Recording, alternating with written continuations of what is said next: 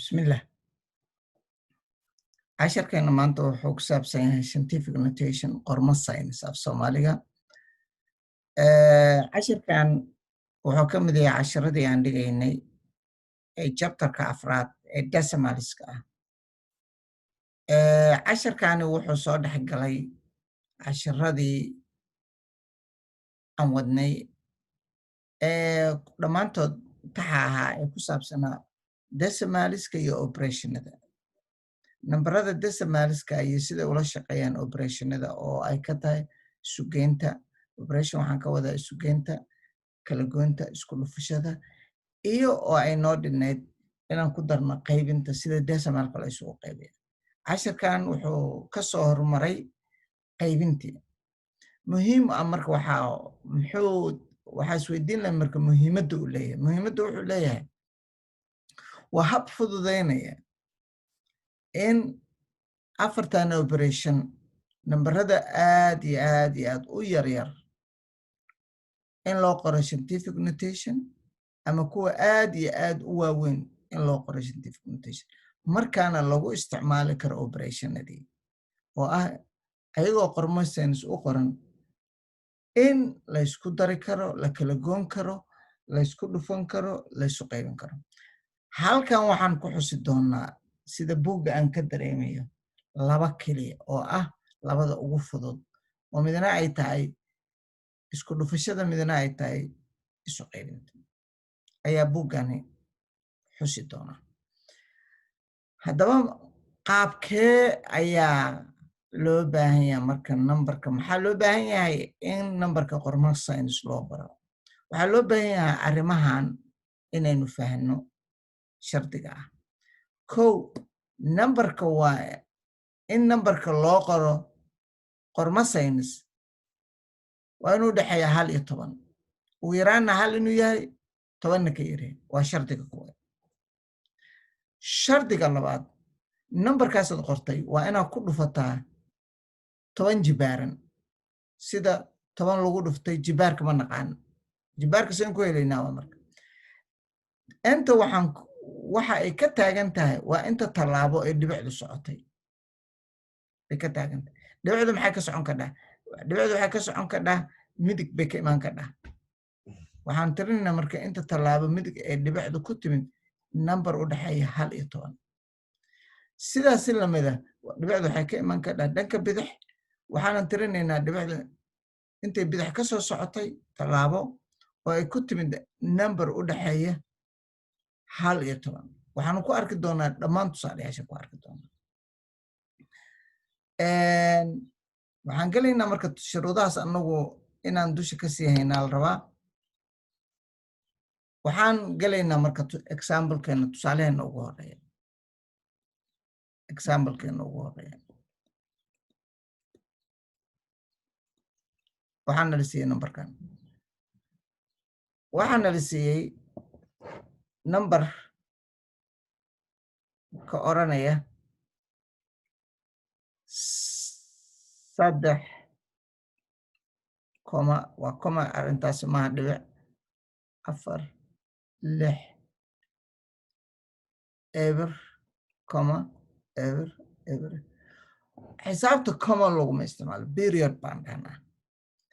Nambarka marka 3 nambarba markaa qortid adoo ka soo soconaya midig waa ina period gelisaa si akhriska u sahasho.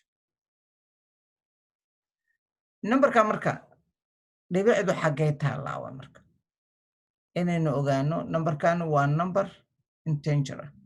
Waa number whole number ah. Xagee marka dhibicdu taallaa? Dhibicdu waxay taallaa haddii nambar noocan lagu siiyo oo uusan dhibicba wadanba waxaad ogaataa inuusan nambarkan decimal ba ahayn. Number whole way. Marka whole numberka dhibicdu inta badan lama qoro ayadana horeyna taallaa. Meesha nambarka ugu dambeeya ayay fadhidaa. Halkaas ay taallaa dhibicdu. Marka nambarkan markaan dhibicdii muujino meesha ay taalo booska ay taalo waxaan rabnaa nambarka marka in aan ogaanay dhibicdu waxay jirtaa midig bay taallaa. Marka midig hadday ka soo socoto waa number togan ama positive waa number positive intaadu waa inta waxaan ka tirinayna waa positive waxaan u qoraynaa marka numberkeena qorma science baan u qoraynaa waa 3 4 6 eber eber eber eber dhibicdeena halkaasi taala dhibicdeena soo kaxaynaynaa 1 2 3 4 5 6 halkaasaan dhigay aniga marka shardigeena koowaad wuxuu ahaa inaynu fiirino halkaa markay timid waxaanu keennay numberkeena wuxuu noqday 3.46 numberkani ma yahay number u dhaxeeya 1 iyo 10 aan leenkii haddaati samaynayno leen aan samayno marka aankuna halkaani waa 1 halkaana waa 10 haddii aan marka numberadeeda xisaabo andho halkan waa 2 halkan waa 3 halkan waa 4 halkan waa 5 halkan waa 6 waa 7 8 9 okay numberkayga hadda wuxuu ku jiraa halkan aagaasu ku jira halkan labadaas 4 iyo wuxuu u dhaxeeyaa 4 iyo 3 u dhaxeeyaa numberkayga ma yahay number u dhaxeeya ha dan waxaan u baahnaa marka inaan ku dhufto 10 lihii jibaarka 10 maxaan ku jibaarayaa marka su'aashu 10 waa inta tilaabo aan socday meeqa tilaabo aan socday intayda waxaan socday 6 tilaabo 6 tilaabo ayaan socday marka meesha dhibicdu taale aan ka soo qaado halkaa keeno waa 1 waa 2 waa 3 waa 4 waa 5 waa 6 waa 1 waa 2 waa 3 waa 4 waa 5 waa 6 halkaas marka 6deeda ku fariisanaysaa waxaan u qoray numberkaygaas hadda qorma science baan u qornay and scientific notation numberadayda marka aan kala macneeyo oo mid walbaba aan macneeyo numberkani waa number u dhaxeeya 1 iyo 10 numberkayga aan ka soo qaado andho wuxuu ka yar yahay 10 wuxuuna ka weyn yahay ama leeg yahay hal waa shardigii koowaad kaygii labaad kana waa power of 10 power waa 10 lihii 10 sida buuggaad ka aragtaan kana waa jibaarkaygii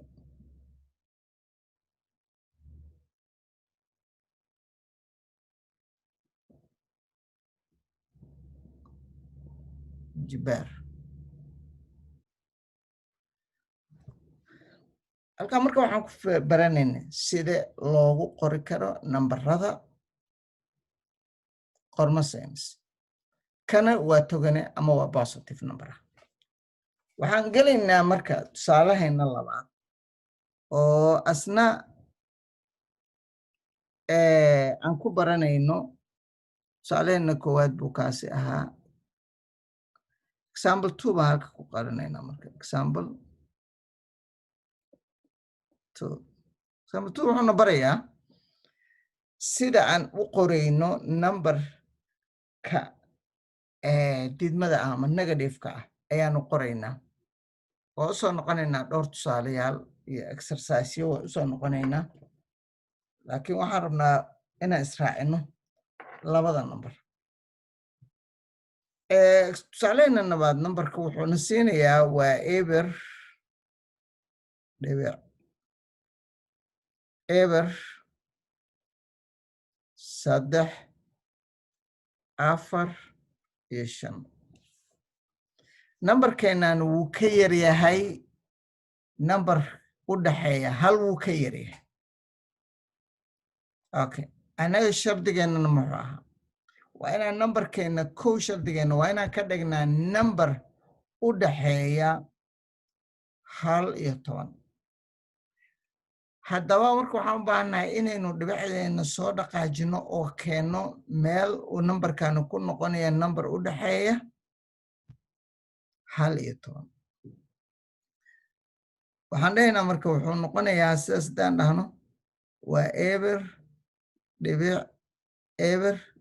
3 4 5 dhibicdeena halkaasi taalla dhibicdeena way soo dhaqaaqaysaa 1 iyo 2 halkaasay fariisanaysaa marka bartaa waxayna noqonaya marka eber 3 eber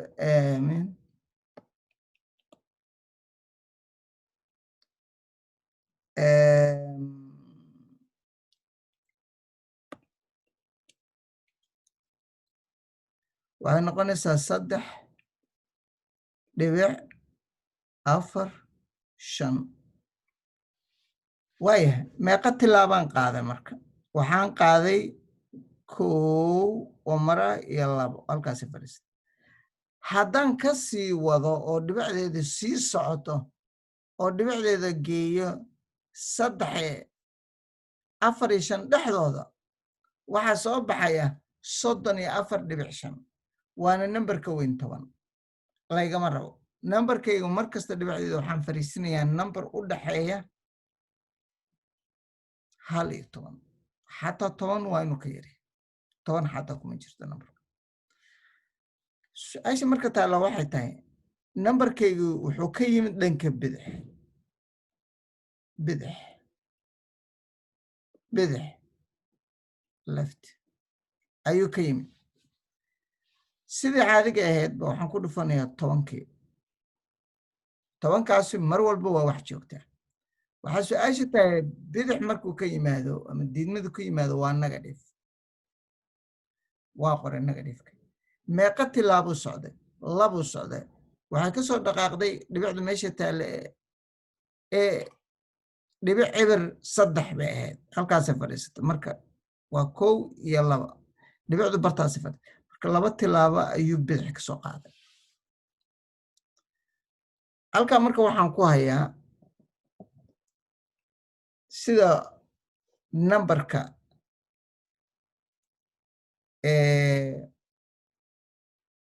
qaadanaya jibaarka diidmada ah uu u qormo ama negativeka ah haddaba sidii hadaba qorno kani waa nambarkii u dhaxeeyey 10 iyo 1 10na ka yar 1na ama la-eg 1na ka weyn ama la-eg kanina waa jibaarkii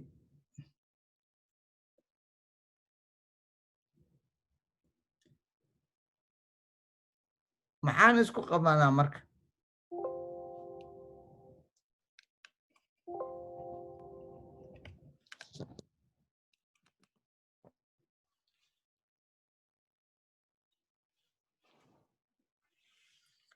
halkan waxaa yaalla marka halkan waxaa yaalla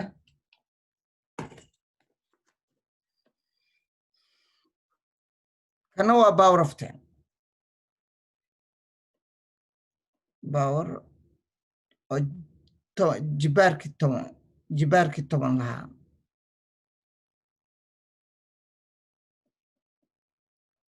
kaasna waan sheegna waa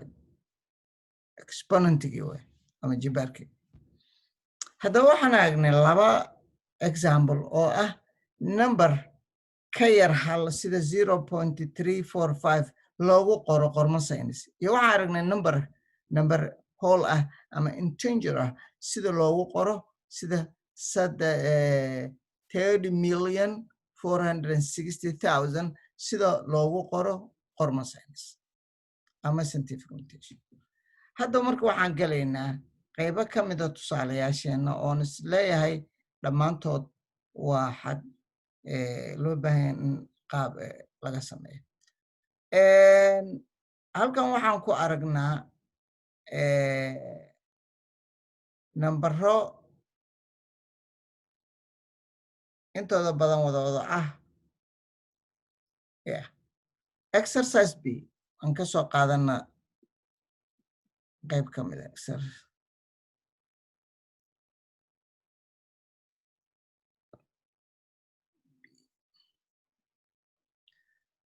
okay waxaan samaynayaa su-aasha 9aad waxaa la siiyey su-aasha sagaalaad waxaa la siiyey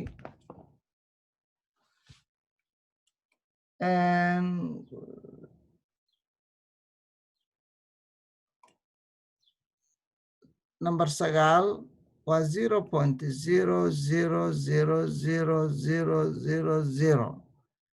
0.0000000671 numberkaygu mar haddaan arka dhibicdaydu inay bidix ka imaanayso markiiba waxaan fahmayaa numberkani inuu yahay number ka yar hal jibaarkiisuna uu noqonayo negative ama diidmo marka waxaan hadda u baahnahay inaan numberkayga keeno shardiga koowaad oo ah numberkayga inaan ka dhigo number u dhaxeeya 11 xageeba marka dhibicdeeda dhigaya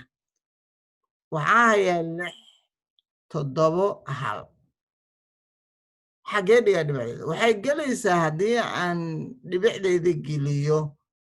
7 iyo 1 dhexdooda waxay noqonaysaa 67.1 ma soconaysa marka waa khalad haddaa halkaa dhigo waa khalad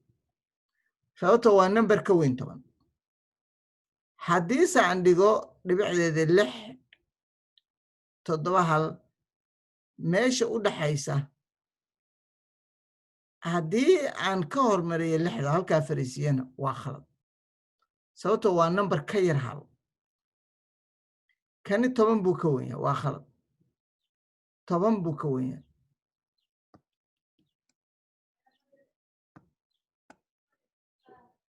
numberkani wuxuu ka weyn yahay 10 kana wuxuu ku qalday marka waa khalad waa wrong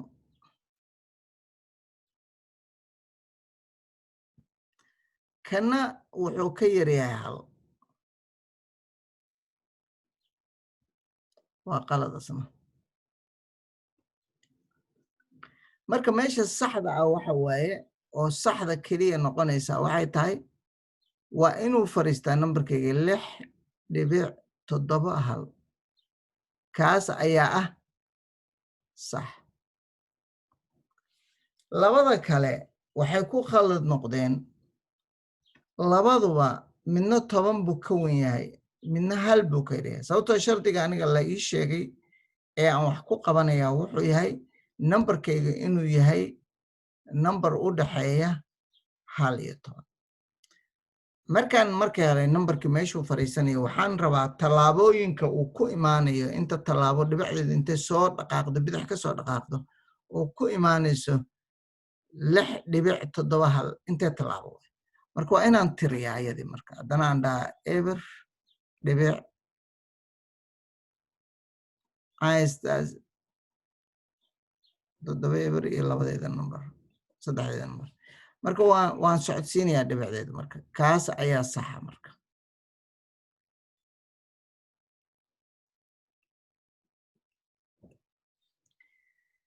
okay dhibicdeeda markaan soo dhaqaajiyo marka oo bartii aan keeno waa 1 iyo 2 iyo 3 iyo 4 iyo 5 iyo 6 iyo 7 iyo 8 halkaas halkaa markaa keena 8 tallaabo ayay bidix ka timid waxay ka timid bidix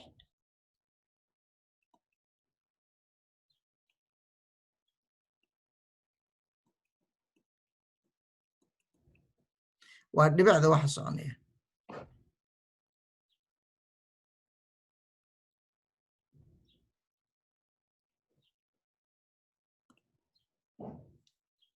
waaya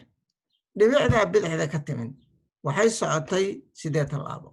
8 waa jibaarkayga marka waan aqaanaa numberkayga waan aqaanaa intaydu waa 8 numberkaygu aan ka dhiga capital mid weyn ah waa 6.71 haddaba waxaan dhisayaa marka qormadeydii saynis qormadeydii saynis waxay noqonaysaa 6.71 times 10 to the power 10ku mar kasta waa meeshiisii wuxuu ka yimid bidix waa nagad waa 8 taas ayay marka waxay noqonaysaa jawaabteedii. waaya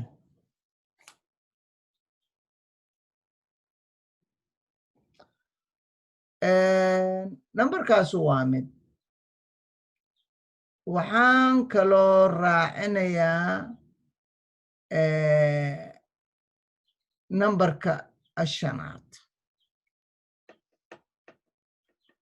sababtaan u raacinayana waxay tahay exercise number 5 waxaan u raacinayaa asbaab. waa 4.8. numberkan waxaan fiirinayaa marka sidii shuruudahaygii hore caadiga ahayd. shardigayga koowaad waa inaan numberkan ka dhiga number u dhexeeya 1 iyo 10 oo dhibicdeedu 40 bay joogtaa inay midig ka timaado oo ay timaado meel u dhexaysa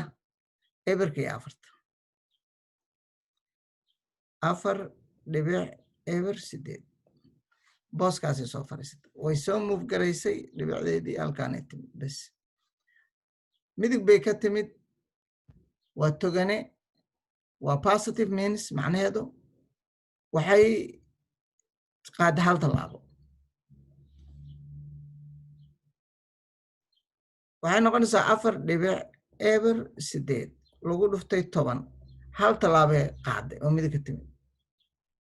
inaad halkaa qorto iyo inaada qorinba waa samayn kadhaa daarabto waa ka tegi kadhaa halkaas 10 keliya lagu dhufanaya. su-aasha marka waxaan usoo qaatay su-aasha shanaad in dadka markay arkaan eberadii hadayto exampleska 9aad tusaalaha 9aad inaynu eberadii oo dhan daadinay laakiin eberkaba hadduu dhexda ku jiro wuu joogaya. tusaalaha sababtaan usoo qaatay tusaalahan waa shardigaas. waadna arki doontaan in badan su-aalo noocaas oo kale ah oo idinku soo noqonaya in badan.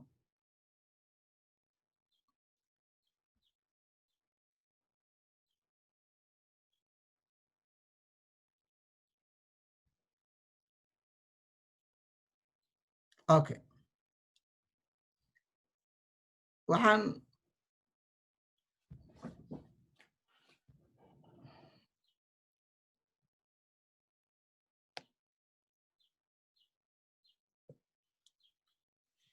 waxaan rabaa marka hadda in aan galno tusaalaha kale exercise inaasna fiirino iyo exercise D labadaba inaan xabado ka sameyno. exercise-kan kii hore waa isku mid haddii dhibicdu dhanka ay ka imaanayso iyo dhanka ay aadayso in la ogaanaya mar walba. marka waa isagio kale wax saa'ida kama duwana wax gaara loo xusamaa waa tusaale kale la samaynayo keliya wax marka kuma dheeraanin. laakiin waxaan rabaa in aan numberka 13aad aan mar labaad ku celiyo waana tusaalihii hadda aan sameeyey oo kale. 13 wuxuu isiinayaa su-aasha wuxuu iiga dhigay eber 3.5 su-aasha numberka leeyahay qormo seenis u qor waa isaga sidaas wey. akhriskeedana meesha ku qoraya sidee baan u qorayaa marka numberkayga shardiga koowaad waa inaan ka dhigaa number u dhexeeya 1 iyo 10. wuxuu noqonayaa marka in aan dhibicdeeda soo kaxeeyo horta numberkayga inaan qoro eberadan ka horeeya dhibicda 3 ka horeeya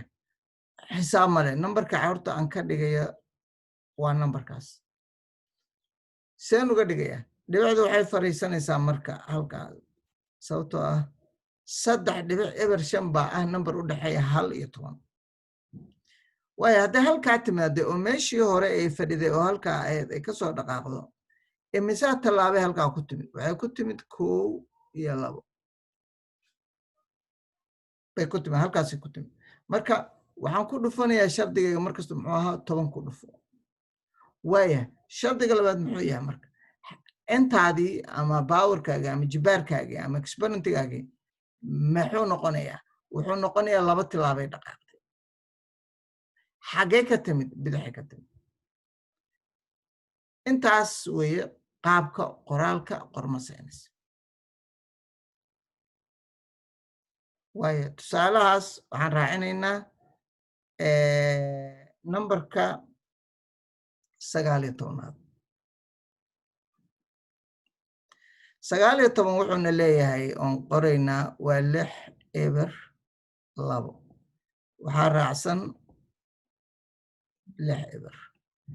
waayo sida caadigeena oo ahayd numberkeena waxaa weeye hadda aan qaadanayna waa 6 eber 2 inta kale eberrada ah way daadanayaan laakiin ka joogaya oo aan dhaqaaqaynin waa intaan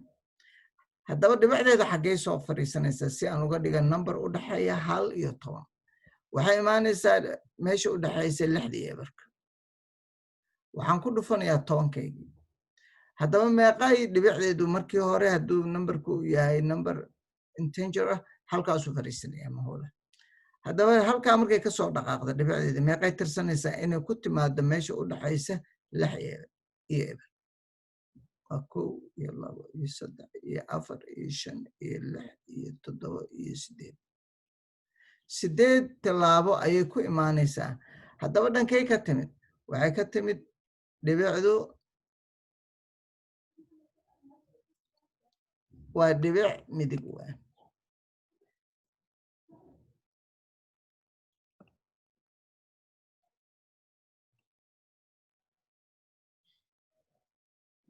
waa togane marka waa 8 oo positive inaan qoro kuma khasbane waa qori karaa laakiin inta badan lama qoro laakiin waa shay kala caddaynaya xaggee ka timid dhibicdu ma midig bay ka timid mise bidix bay ka timid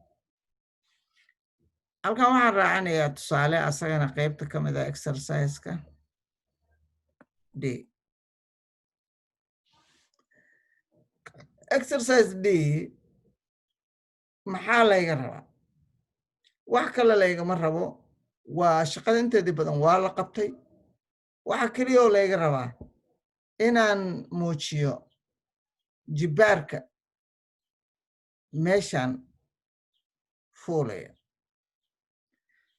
haddii aan sameeyaa numberka 1 kaas wax badan oo iyaga ka mida waa iyadii oon si kale lagugu dhigay maahane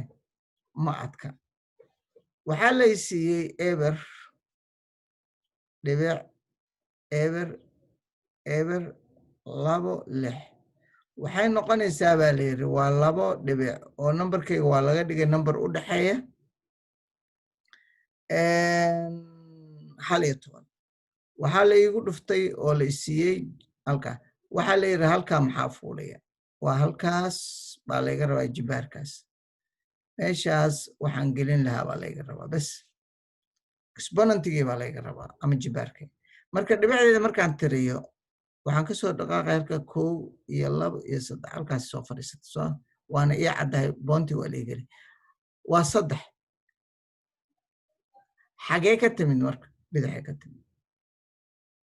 waxa layga rabaa inaan buuxsho waa intaas inta kale aad bay wada sahlan yihiin wax kale oo casharkan ku saabsan oo intaa ka baxsanna ma jiro waa qaabka loo qoro qormo saynis oo in la fahmaa waxa saldhiga u ah saldhigana waa in aad numberka ka dhigto number u dhaxeeya 1 iyo 10 inaad 10 ku dhufato inta tallaabo oo aad midig ama bidix ka timidna in aad tirsato oo ay jibaar noqoto intaasaa ugu muhiimsan nuxurka cashirka halkaasaan ku joojinaa cashirkeena